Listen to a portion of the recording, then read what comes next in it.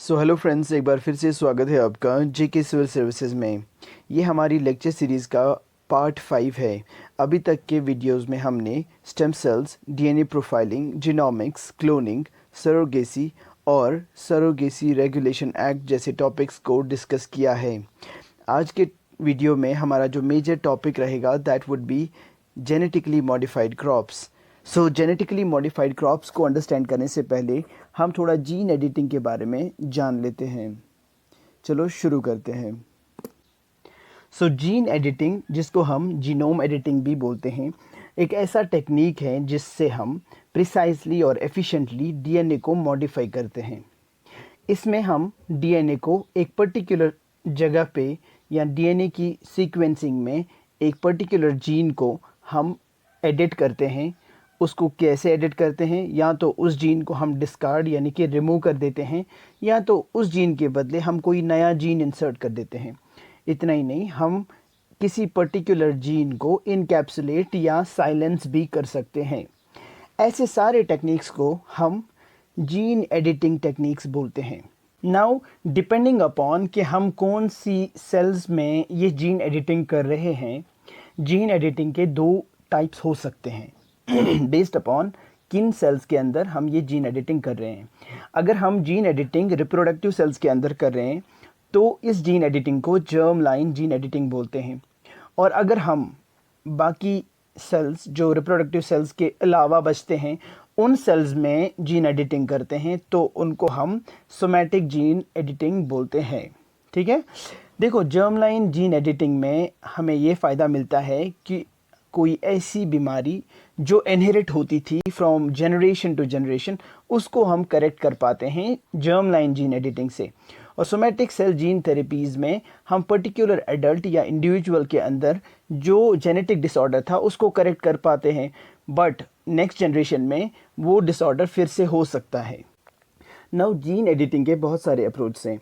उन्हीं अप्रोच में से एक रीसेंट वन जिसका नाम क्रिस्पर कैस9 है। क्रिस्पर उसका full form clustered regularly interspaced short palindromic repeats, और कैस का मतलब क्रिस्पर एसोसिएटेड 9 प्रोटीन।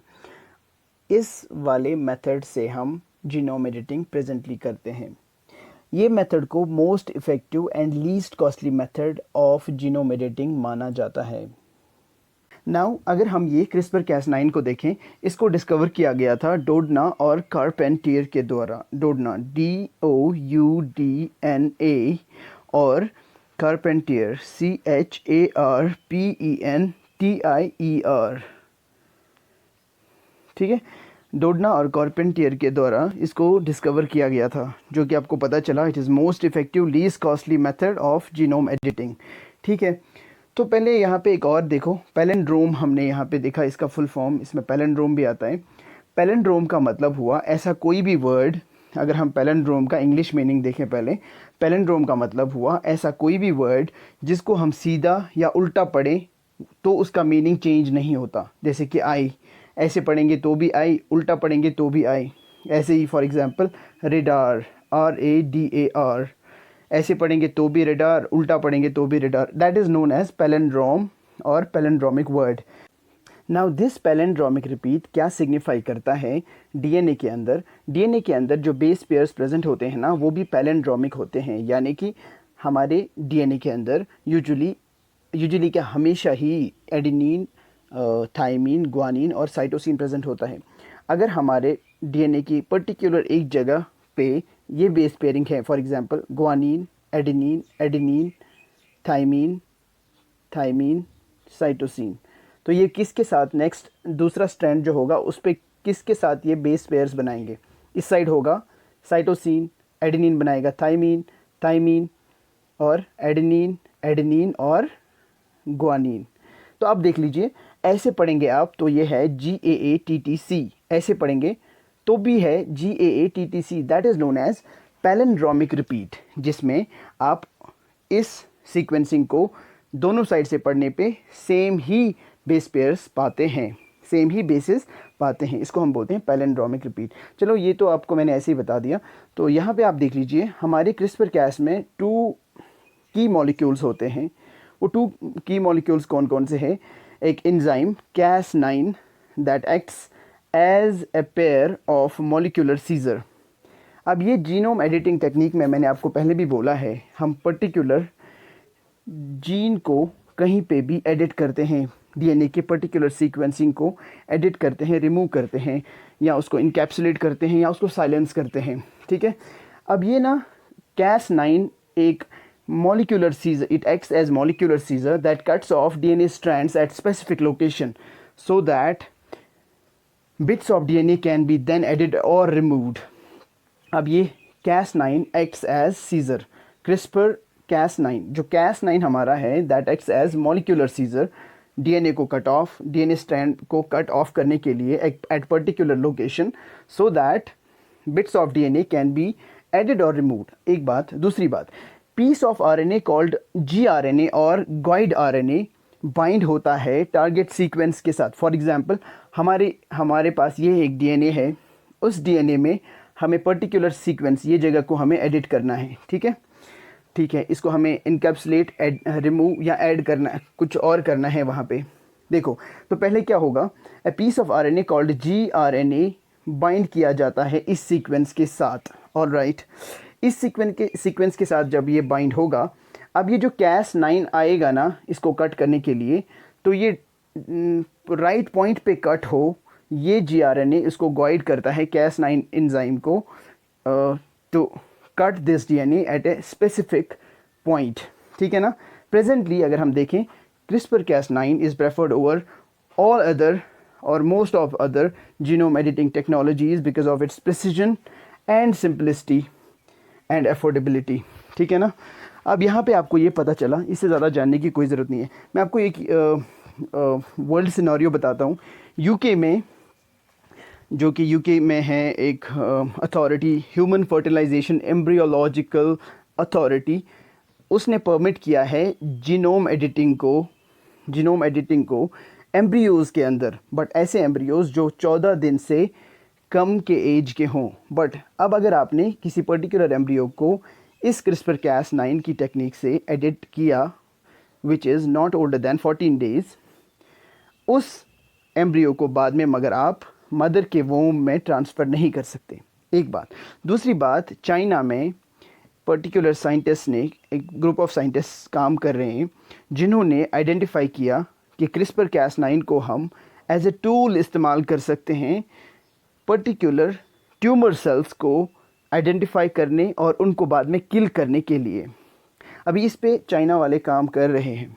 अब ये CRISPR Cas9 जैसे हमें पता चला कि ये सिंपल है, एफिशिएंट है, इसका प्रिसिजन बहुत अच्छा है और अफोर्डेबिलिटी में भी उतना एक्सपेंसिव नहीं है। इसका फ्लिप साइड ये है कि ये मेथड इतना आसान है कि इसको टेररिस्ट ऑर्गेनाइजेशंस भी इस्तेमाल कर सकते हैं कोई लीथल बायोलॉजिकल वेपन बनाने के लिए। इतना ही नहीं, इस मेथड का इस्तेमाल या इस टूल का इस्तेमाल करके, जीन एडिटिंग में इसका इस्तेमाल करके डिज़ाइनर बेबीज़ भी बनाए जा सकते हैं। डिज़ाइनर बेबीज़ का मतलब हुआ कि अब लोग चाहेंगे कि भाई मेरे को सिर्फ गोरा बच्चा चाहिए या मेरे को सिर्फ काला बच्चा चाहिए, मेरे को पर्टिकुलर ट्रेट का एक बच्चा दे दो जिसके पास ये चीज़ें हों, उसकी लंबी नाक हो, उसका मतलब आप ऐसा काम करने वाले हो which is against nature. Alright, so ये इसका फ्लिप साइड है। चलो, now what are the major applications of this gene editing? The major applications would be treating genetic disorders or modification of immune cells to fight cancer, या HIV के cases में उनकी immunity बढ़ाने के लिए towards different diseases इस gene editing का इस्तेमाल हो सकता है। और क्या हो सकता है, और ह्यूमन एम्ब्रियोज़ में उनकी ऐसी डिजीज़ को करेक्ट किया जा सकता है which are there because of the inheritance from generation to generation. और क्या हो सकता है, जेनेटिक मॉडिफिकेशन ऑफ क्रॉप्स भी जीन एडिटिंग के द्वारा हो सकता है। फर्दर जीन एडिटिंग का इस्तेमाल कहाँ पे, जीन थेरेपीज़ में भी हो सकता है। जैसे कि जीन थेरेपी का मतलब क्या हुआ, जीन थेरेपी का मतलब हुआ ऐसी टेक्निक्स जीन एडिटिंग की जिसमें आप ड्रग्स या बाकी सर्जरीज़ को छोड़ के आप डायरेक्टली कोई जीन को इंसर्ट करते हो पेशेंट के अंदर और उसके बाद उस बीमारी से उस पेशेंट को राहत मिल जाती है, ठीक है ना। तो इसको बोलते हैं जीन थेरेपी। ऑलराइट, तो ये हो गया एप्लीकेशन पार्ट। तो आगे देखते हैं, आगे हमारा टॉपिक है जीएम क्रॉप्स। नाउ ये हमारा आज का मेजर टॉपिक है जिसको हम अब डिस्कस करेंगे। तो जेनेटिकली मॉडिफाइड क्रॉप्स ऐसे प्लांट्स होते हैं जिनका यूज़ हम एग्रीकल्चर में करते हैं।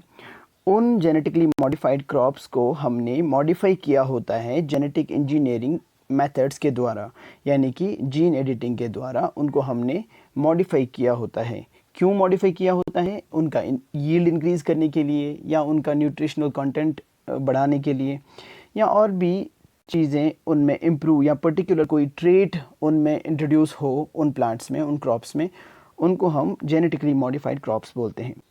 नाउ अगर अब हम बात करें ट्रांसजेनिक्स की, ट्रांसजेनिक्स ऐसे जेनेटिकली मॉडिफाइड ऑर्गेनिजम्स होते हैं जो डेवलप होते हैं by transferring a gene from one species to another species. ऐसे कोई भी जेनेटिकली मॉडिफाइड क्रॉप्स जिसमें हमने एक स्पीशी से दूसरी स्पीशी के अंदर जीन को ट्रांसफ़र किया, उन सारे मॉडिफाइड ऑर्गेनिजम्स को हम बोलते हैं ट्रांसजेनिक्स। ऑलराइट, हमारे पास बहुत सारी ऐसी एग्जांपल्स हैं जैसे कि BT cotton, GM mustard, golden rice, golden mustard, terminator seeds are some of the examples of transgenic crops। ऐसे ही हमारे पास कुछ ट्रांसजेनिक एनिमल्स भी है जैसे कि लाइगर, स्पाइडर गोट। नाउ जेनेटिक मॉडिफिकेशन हम क्यों करते हैं? ताकि हमें कोई पर्टिकुलर ट्रेट उस प्लांट के अंदर इंट्रोड्यूस करें। जैसे कि हम उस प्लांट का यील्ड बढ़ाना चाहते हैं, या तो उसका न्यूट्रिशनल कंटेंट बढ़ाना चाहते हैं।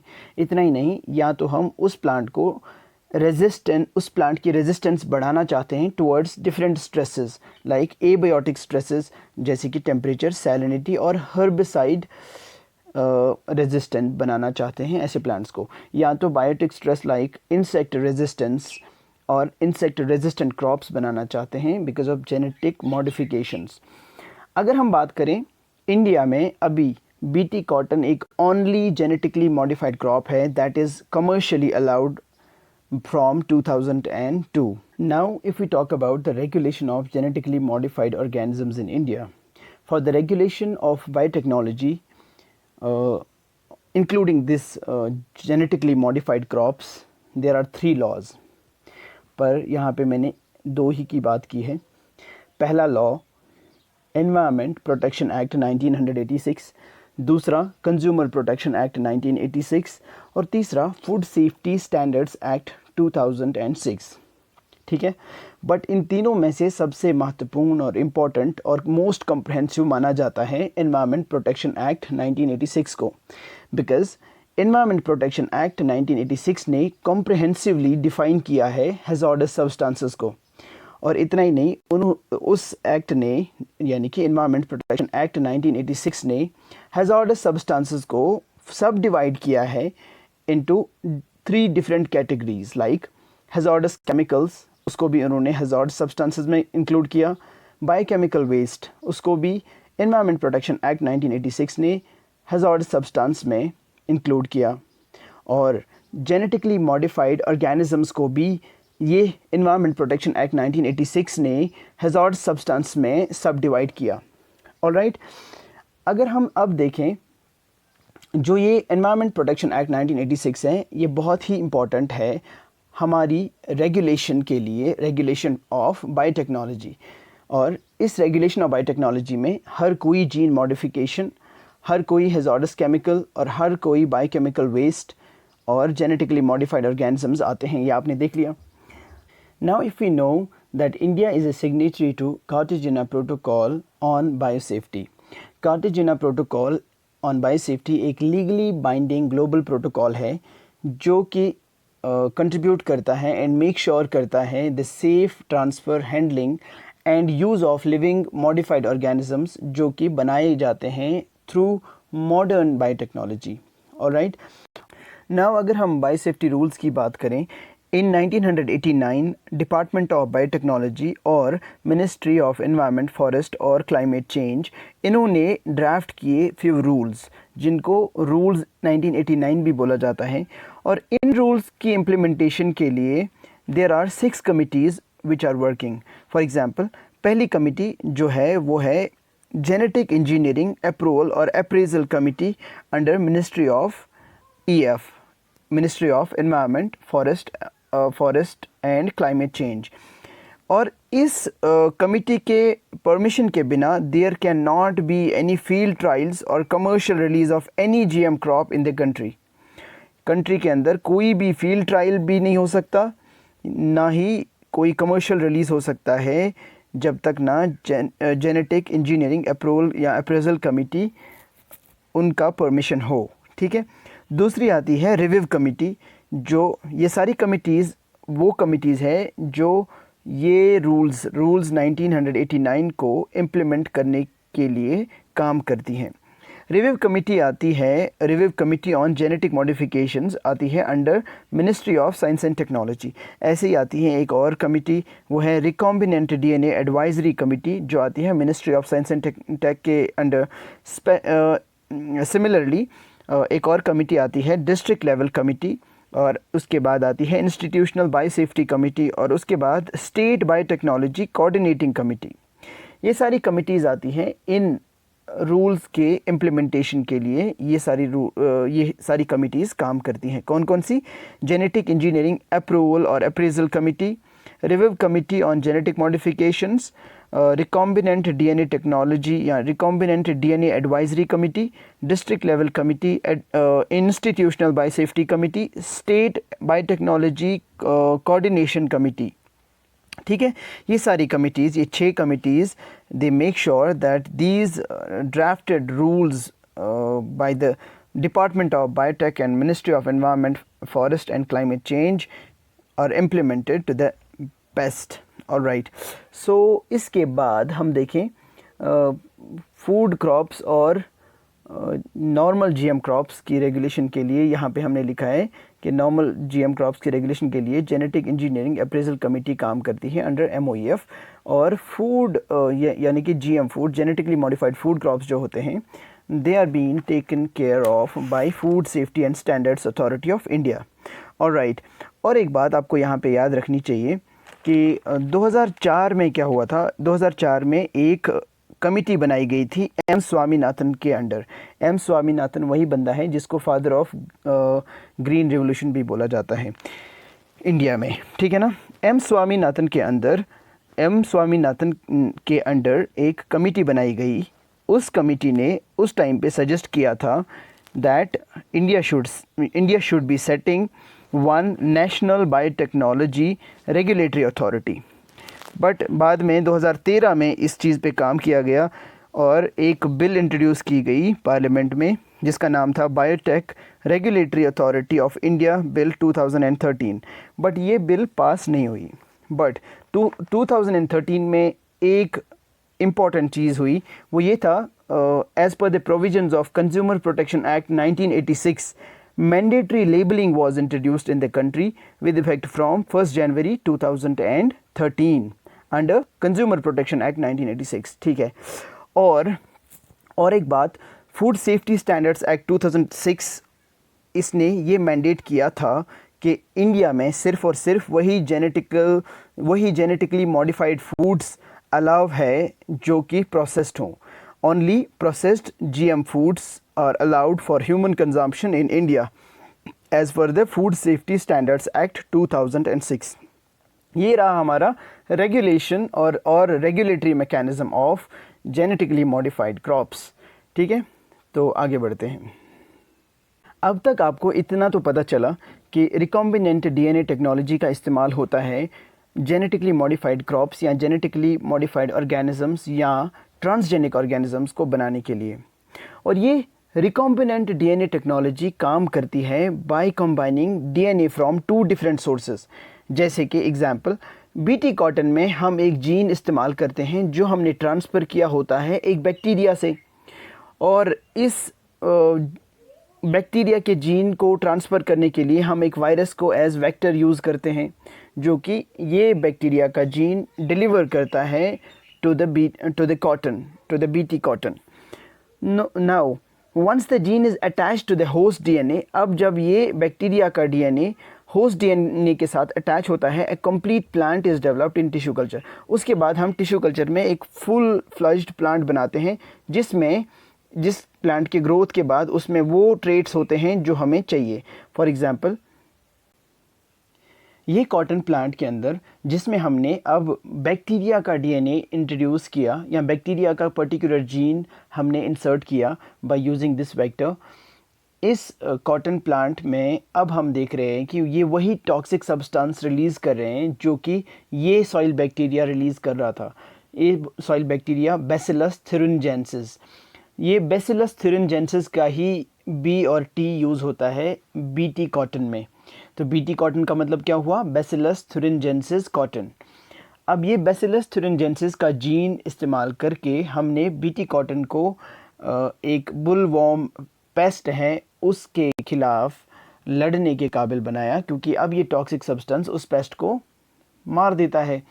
नाउ अब अगर हम बात करें, इसका मतलब ये हुआ ये सारी टेक्निक का इस्तेमाल हम और भी चीज़ों में कर सकते हैं, जहाँ पे हम किसी पर्टिकुलर बैक्टीरिया का कोई पर्टिकुलर ट्रेट या उसका जीन इस्तेमाल करके हम अपने प्लांट में वो प्रॉपर्टी हासिल कर सकते हैं, ताकि हम उन प्लांट्स को drought resistant, water resistant, herbicide tolerant, climate change resilient, या उनकी शेल्फ लाइफ बढ़ा सकते हैं, या उनको बायोफोर्टिफाइड यानी कि उनकी न्यूट्रिशन लेवल्स को बढ़ा सकते हैं। इवन मेडिसिनल प्लांट्स भी या मेडिसिनल सब्सटेंसेस भी इन प्लांट्स से हम ग्रो कर सकते हैं, हासिल कर सकते हैं। अब आप यहाँ पे देखिए, यहाँ पे देखो, हमें कोई पर्टिकुलर ट्रेट एक बैक्टीरिया का पसंद आया, जैसे कि अभी हमने देखा बैसिलस thuringiensis में हमने एक टॉक्सिक सब्सटेंस रिलीज़ करने वाला वो जीन उसको लिया था। तो मानो कि ये रेड कलर का जीन हमें पसंद आया, हमने ये लिया, उसको हमने पर्टिकुलर उसकी जीन एडिटिंग की। उस ट्रेट की जीन एडिटिंग के बाद हमने प्लांट जीनोम लिया, उसके अंदर इस ट्रेट को इंट्रोड्यूस किया एंड मेक श्योर किया जो अब हम टिश्यू कल्चर में प्लांट ग्रो करें उसमें वो ट्रेट और वो प्रॉपर्टी आए जो हमें बैक्टीरिया के जीन से मिले। ठीक है ना? यानी कि बीटी कॉटन अब यहाँ पे पेस्ट टॉलरेंट बना यहाँ पे। ठीक है। अब हम देखते हैं यहाँ पे, देखो ये है एडवांटेज और डिसएडवांटेज किसके, जेनेटिकली मॉडिफाइड क्रॉप्स के। ये आप खुद देख लेना जब आपको ये पीडीएफ मिल जाए। सो आगे देखते हैं। देखो भाई लोग, यहाँ तक आपको एक बात पता चली कि बीटी कॉटन एक अकेला क्रॉप है हमारे इंडिया में जो कमर्शियली अलाउड है यहाँ पे। ठीक है, since 2002। BT cotton in India is genetically modified for developing resistance to the pink bollworm pest in the crop. This is done by inserting, अब ये कैसे होता है, पर्टिकुलर जीन्स का नाम लिखा है CRY1AB यानी कि CRY1AB और CRY2BC। ऐसे जीन्स को हम लेते हैं किससे, सॉइल बैक्टीरियम जिसका नाम बैसिलस thuringiensis, उससे लेते हैं और उसको बाद में कॉटन सीड के अंदर इंसर्ट किया जाता है, और जो बाद में हमें टिश्यू कल्चर के द्वारा हमें ये जो मिलता है, ये प्लांट मिलता है, वो भी वही टॉक्सिक सब्सटेंस रिलीज़ करता है जो कि ये बैक्टीरिया सॉइल के अंदर रिलीज़ करता था। देखो यहाँ पे एक बात आप याद रखिए, HT-BT कॉटन में क्या होता है, हम अब ये बीटी कॉटन को हर्बिसाइड टॉलरेंट भी बनाते हैं या हर्बिसाइड रेजिस्टेंट भी बनाते हैं। एक जीन लेते हैं हम किससे, एक सॉइल बैक्टीरियम जिसका नाम है एग्रोबैक्टीरियम ट्यूमिफेसियंस। अब एग्रोबैक्टीरियम ट्यूमिफेसियंस से हमने ये जीन को लिया, उसको इंसर्ट किया कॉटन सीड के अंदर। अब this produces A modified protein जिसका नाम है ग्लाइफोसेट। ग्लाइफोसेट प्रोटीन से क्या होता है, this protein makes it herbicide resistant. मगर ये HT-BT कॉटन को is not allowed to be cultivated in India. ऐसे ही हमारे पास बीटी ब्रिंजल है। बीटी ब्रिंजल अगर आपको पता हो, ये एक अकेला फूड क्रॉप था, GM फूड क्रॉप इंडिया में, जो कि इंडिया में बनाया गया था और इंडिया में अलाउ भी किया गया था जिसकी कमर्शियल कल्टिवेशन। मगर बाद में इसको 2010 में इस पे इनडेफिनेट मोरेटोरियम लगाया गया, यानी कि इसको इनडेफिनेटली पोस्टपोन कर दिया गया इसकी कमर्शियल कल्टीवेशन को। ठीक है। अब इस बीटी ब्रिंजल में होता क्या था, बीटी ब्रिंजल में भी हम बीटी कॉटन वाला ही बैक्टीरिया यानी कि सॉइल बैक्टीरियम बैसिलस thuringiensis से जीन लेते थे to make this BT brinjal insecticidal. क्या क्या बनाते थे हम इसको, हम इंसेक्ट रेजिस्टेंट बनाते थे, क्योंकि जो ये बैसिलस thuringiensis इसका जीन डिसरप्ट करता था digestive system of the insects that feeds on this brinjal, दस किलिंग द इंसेक्ट। अब उसके बाद ये इंसेक्ट किल होता था because of this bacillus thuringiensis।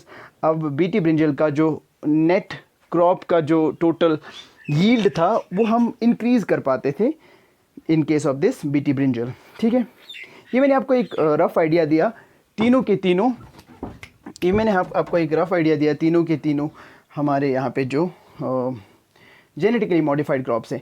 अब एक most important genetically modified crop है जिसको आपको बहुत ही नहीं मतलब थोड़ी डिटेल में पढ़ना है as compare to these three, वो है जेनेटिकली मॉडिफाइड मस्टर्ड, ठीक है।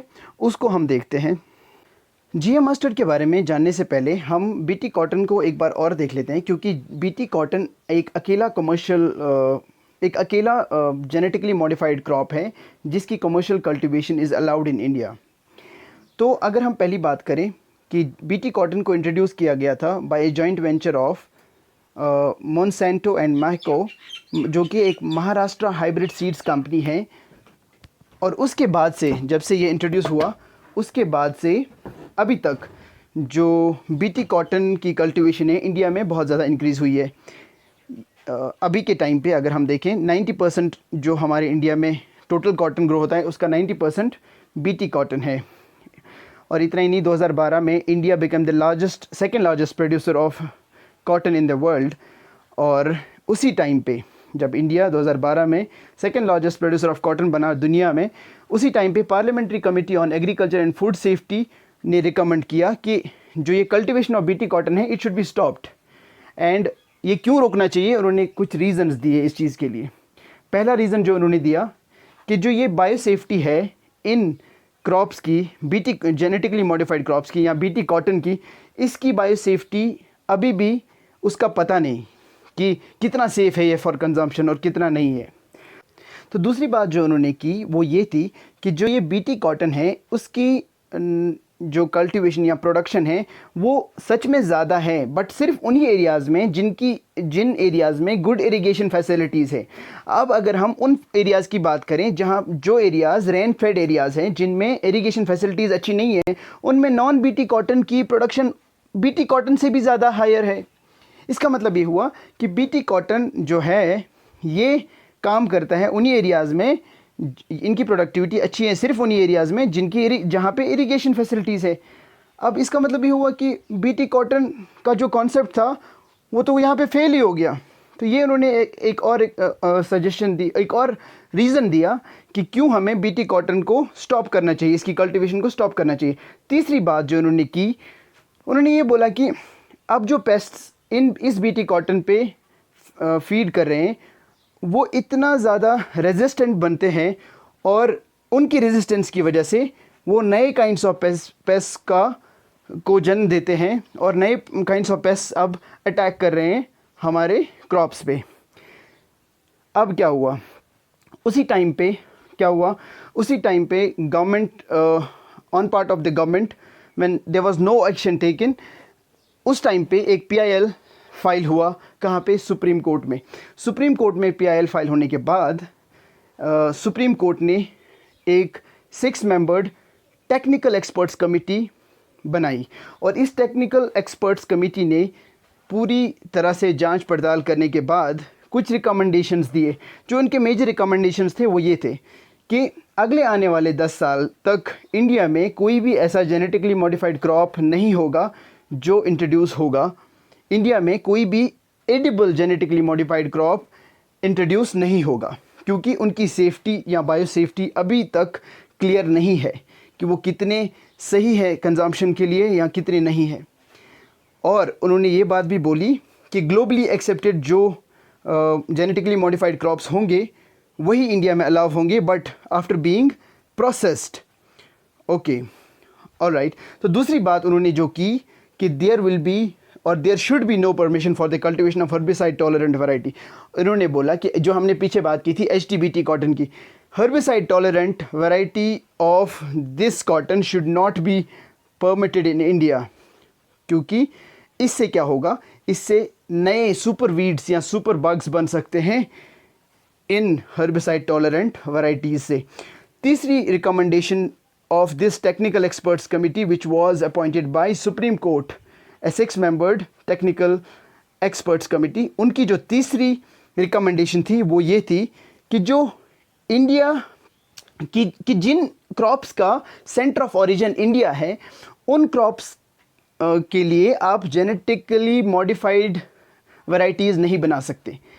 क्या बात थी? तीसरी रिकमेंडेशन क्या थी? वो ये कि ऐसे क्रॉप्स जिनका सेंटर ऑफ ओरिजिन इंडिया है, उनका जेनेटिक मॉडिफिकेशन या उनकी जेनेटिकली मॉडिफाइड वैरायटीज़ आप नहीं बना सकते, क्योंकि इससे हमारी बायोडाइवर्सिटी डाइल्यूट हो जाएगी, हमारी कंट्री की बायोडाइवर्सिटी डाइल्यूट हो जाएगी।